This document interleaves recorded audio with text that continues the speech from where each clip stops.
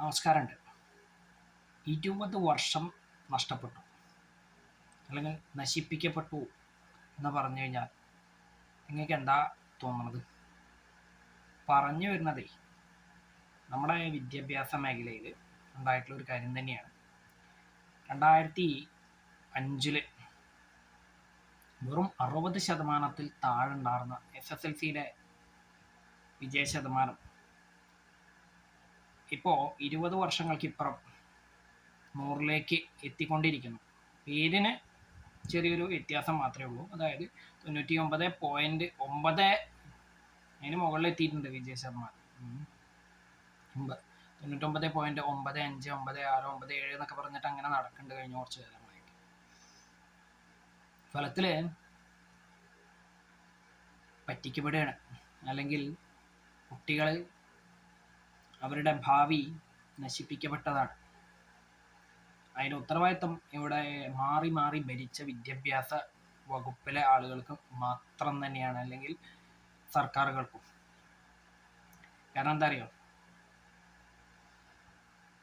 ഈ കുട്ടികളുടെ ഭാവി നശിപ്പിക്കാൻ വേണ്ടിയിട്ടാണ് ഇവര് വിജയ ശതമാനം ഉയർത്തി കാണിച്ചുകൊണ്ട് നമ്പർ 1 എന്ന് പറഞ്ഞത്. നമ്മളെ വിദ്യാഭ്യാസ മേഖലയിൽ നമ്പർ 1 ആണ് എന്നാണ് ഉയർത്തി കാട്ടിയിട്ടുണ്ടായിരുന്നത്.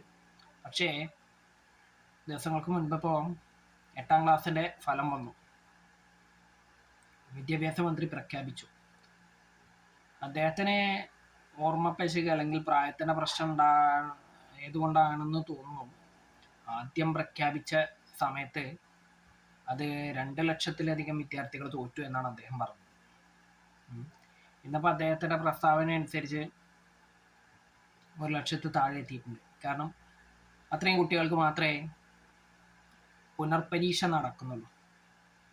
അതായത് തോറ്റവർക്ക് പുനഃപരീക്ഷ നടത്തുകയാണ്. 30% മാർക്ക് പോലും എഴുതി കിട്ടാത്തവർക്ക് വീണ്ടും അവരെ ജയിപ്പിക്കാൻ വേണ്ടിയിട്ടുള്ള ഒരു പ്രഹസനം എന്ന പേരിൽ വീണ്ടും പരീക്ഷ നടത്തുക. ആലോചിച്ച് നോക്കണം, 20 വർഷങ്ങൾക്ക് മുൻപ് വെറും 60% താഴെ ഉണ്ടായിരുന്ന വിജയ ശതമാനം, SSLCയുടെ വിജയ ശതമാനം തന്നെയാണ് ആ ഒരു കണക്ക് കൂട്ടൽ വെച്ച് നോക്കുമ്പോൾ നമ്മുടെ നാട്ടിൽ ഇപ്പോഴും എന്നുള്ളതാണ് ഞാൻ മനസ്സിലാക്കിയത്. ഫലത്തിൽ ഇപ്രാവശ്യം 8ാം ക്ലാസ് പരീക്ഷ എഴുതിയ കുട്ടികളുണ്ടല്ലോ, അവർക്കുണ്ടായിട്ടുള്ളത് 8ാം ക്ലാസ്സിൽ പരീക്ഷ എഴുതി 8 നിലയിൽ പൊട്ടിയിട്ട് 8ൻ്റെ പണിയാണ് അവർ വാങ്ങിയിട്ടുള്ളത്.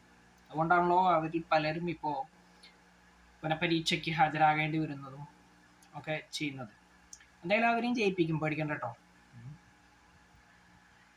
എന്തായാലും കഷ്ടം എന്ന് തന്നെ പറയാനുള്ളൂ. നമ്മൾ എന്തെങ്കിലും ഒരു കാര്യം ചെയ്യുമ്പോൾ അത് ഭാവിയെ മുൻനിർത്തിയിട്ട് വേണം ചെയ്യാൻ. അതല്ലാതെ ഭാവി നശിപ്പിച്ചുകൊണ്ടാവരുത്. ഇന്ന് തന്നെ ഒരു ഇടതുപക്ഷത്തിൻ്റെ നേതാവ് പറഞ്ഞിട്ടുള്ളൂ, നമ്പർ 1 ആണ് നമ്മളെന്നെ പറഞ്ഞിട്ട് കാര്യമില്ല, അത് തെളിയിക്കാൻ കഴിയണം. അത് മേനി നടിച്ചിട്ട് കാര്യമില്ല എന്നാണ് അദ്ദേഹം പറഞ്ഞത്. പൊള്ളയായ കാര്യങ്ങളാണ് അങ്ങനെ പറയുന്നത്.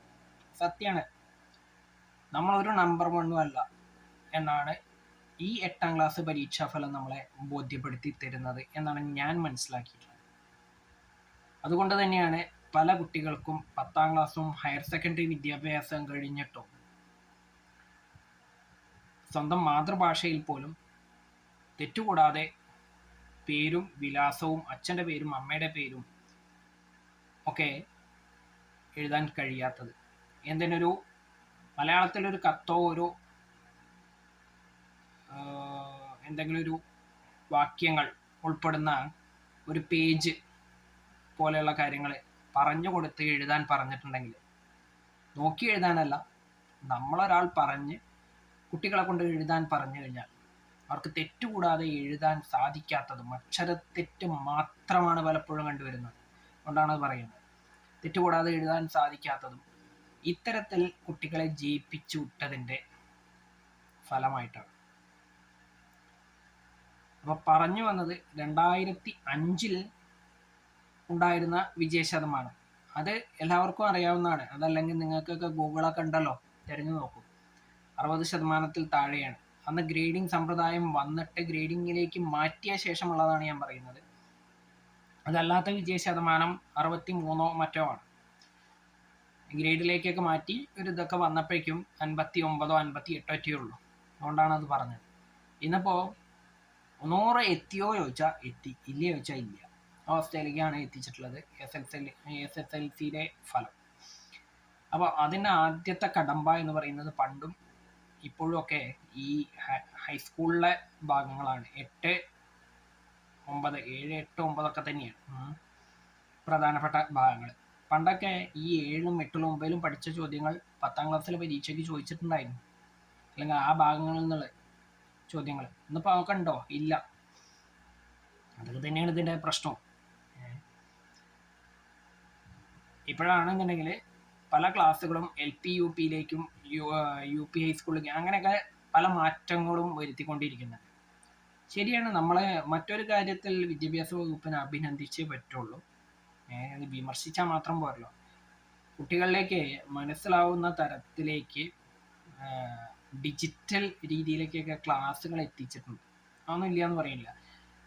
ഒരാൾ പറഞ്ഞു കൊടുക്കുന്നതിനേക്കാൾ കൂടുതൽ വ്യക്തമാവും കണ്ടു മനസ്സിലാക്കുന്നതിന് എന്നാണ് എൻ്റെ ഒരു കാഴ്ചപ്പാട്. അതൊക്കെ ശരിയാണ് എന്നാണ് ഞാൻ മനസ്സിലാക്കിയിട്ടുള്ളത്.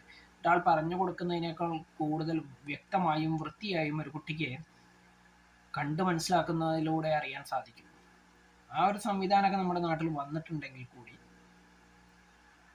പഴയ ആ ഒരു വിദ്യാഭ്യാസ സമ്പ്രദായത്തിൻ്റെ ഗുണമൊന്നും ഈ പരീക്ഷകളിലോ അതുപോലെ തന്നെ പരീക്ഷാ നടത്തിപ്പിലോ റിസൾട്ടിലോ ഒന്നും കണ്ടുവരുന്നില്ല എന്നുള്ള യാഥാർത്ഥ്യം ഉൾക്കൊള്ളാതിരിക്കാനാവില്ല. അതുകൊണ്ടാണല്ലോ ഒരുപാട് വിമർശനങ്ങൾ വന്നപ്പോൾ വിദ്യാഭ്യാസ വകുപ്പ് തന്നെ തീരുമാനിച്ചത് കുട്ടികളെ തോൽപ്പിക്കണം എന്നുള്ളത്. അതിൻ്റെ ആദ്യപടിയായി ഇപ്പം നടത്തിയപ്പോൾ തന്നെ ഏകദേശം 30% മാർക്ക് പോലും നേടാൻ കഴിയാത്ത ഒരുപാട് കുട്ടികൾ വന്നു എന്ന് പറയുന്നത് സത്യത്തിൽ നമ്മൾ വളരെ ഗൗരവമായി ചിന്തിക്കേണ്ട വിഷയമാണ്. മാത്രമല്ല, അത് ചിന്തിക്കുന്നതോടൊപ്പം നമ്മൾ മറ്റൊരു കാര്യം കൂടി ആലോചിക്കണം. ഇനിയെങ്കിലും നമ്മൾ നമ്പർ 1 ആണ് വിദ്യാഭ്യാസ മേഖലയിൽ എന്ന് പറയാൻ ഒന്ന് ചിന്തിക്കണം. കാരണം ഇതാണ് റിസൾട്ട് നമ്മുടെ കയ്യിൽ കിട്ടിയിട്ടുള്ളത്. അതായത് വിദ്യാഭ്യാസ മന്ത്രിയുടെ കണക്ക് പ്രകാരം ആദ്യം 2 ലക്ഷമൊക്കെ ആയിട്ടുണ്ടായിരുന്നു, പിന്നെ അത് ഇപ്പോൾ 1 ലക്ഷത്തിന് താഴെ എത്തിയിട്ടുണ്ട്. അതെന്തോ ആയിക്കൊള്ളട്ടെ, ചിലപ്പോൾ വല്ല പിശകോ ആവാം, അല്ലെങ്കിൽ പ്രായമായിട്ടുണ്ടല്ലോ, നമുക്കൊക്കെ പ്രായവും, അപ്പം ഇതിലേറെ തെറ്റ് നമ്മളും ചിലപ്പോൾ വിളിച്ചറിയുന്നുണ്ടാവും. അപ്പോൾ അതൊക്കെ വേറെ കഥ. എന്ത് തന്നെയായാലും ഇത്തരത്തിലാണ് വിദ്യാഭ്യാസ മേഖലയുടെ പോക്കെങ്കിൽ ഞാൻ ആദ്യം പറഞ്ഞ പോലെ ഇപ്പോഴും 2000 ആണ്ടിൽ തന്നെയാണ് കിടക്കുന്നത്. അതായത് 60%, 62% വിജയ ശതമാനം മാത്രമേ നമ്മുടെ നാട്ടിലെ കുട്ടികൾക്കുള്ളൂ. 100 ആൾ പരീക്ഷ എഴുതിയാൽ 62 പേര് 63 പേർ മാത്രമേ ജയിക്കുന്നുള്ളൂ എന്നുള്ളതാണ് യാഥാർത്ഥ്യം. അപ്പോൾ വിദ്യാഭ്യാസ മേഖലയിൽ നമ്പർ 1 എന്ന് പറയുന്നത് തെറ്റാണ് എന്ന് പറയേണ്ടി വരും. എന്ത് തന്നെയായാലും ഒരഭിപ്രായം കൂടിയുണ്ട്. ആ തോറ്റ കുട്ടികൾക്ക് പരീക്ഷ നടത്തുന്നു എന്ന് പറയുന്നുണ്ടല്ലോ, ദയവായി അത് വേണ്ട എന്നുള്ള അഭിപ്രായക്കാരനാണ് ഞാൻ. തോറ്റവർ വീണ്ടും പഠിക്കട്ടെ. പണ്ടൊക്കെ അങ്ങനെയായിരുന്നല്ലോ. 1, 2 കൊല്ലം തോറ്റിരുന്ന ആളുകളുണ്ട്, 8, 9 തോറ്റിരുന്ന ഒരുപാട് ആളുകളുണ്ട്. എന്തിന്? പണ്ടൊക്കെ ഫെയിൽഡ് ബാച്ച് എന്ന് പറഞ്ഞൊരു ബാച്ചൊക്കെ ഉണ്ടായിരുന്നു.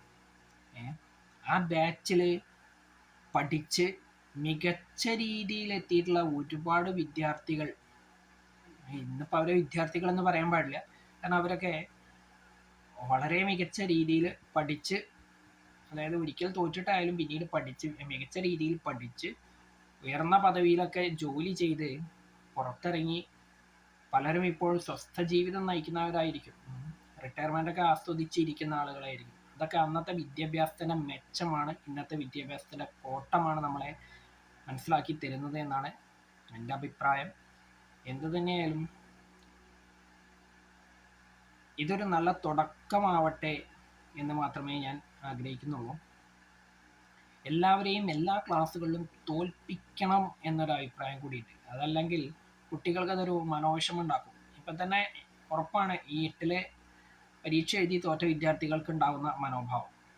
അവരുടെയൊക്കെ മാനസികാവസ്ഥ മനസ്സിലാക്കാൻ കഴിയും. തോറ്റുപോയല്ലോ എന്ന് പറഞ്ഞിട്ട് അവർക്ക് എന്തൊക്കെ കാട്ടിക്കൂട്ടും എന്നുള്ളത് പോലും നമുക്കൊന്ന് ചിന്തിക്കാൻ കഴിയില്ല. കാരണം ഇന്നത്തെ തലമുറയുടെ പോക്ക് അങ്ങനെയാണ്. എന്ത് തന്നെയായാലും അവർക്ക് പുനഃപരീക്ഷ നടത്തുന്നതിനോട് എനിക്ക് യോജിപ്പില്ല എന്ന് മാത്രമേ ഞാൻ പറയുന്നുള്ളൂ. മാത്രമല്ല, അവരെ മാത്രം തോൽപ്പിച്ചാൽ പോരാ, ഈ എല്ലാ ക്ലാസ്സുകളിലുള്ളവരെയും പഠിക്കാത്ത കുട്ടികളാണെങ്കിൽ നിർബന്ധമായും അവരൊക്കെ തോൽപ്പിച്ചിരിക്കണം എന്നുള്ള അഭിപ്രായം കൂടി ഞാൻ ഈ അവസരത്തിൽ നിങ്ങളുമായി പങ്കുവയ്ക്കുന്നു. എന്തായാലും എല്ലാം നല്ലതിനാവട്ടെ എന്നുകൂടി ആശംസിക്കുന്നു. നന്ദി.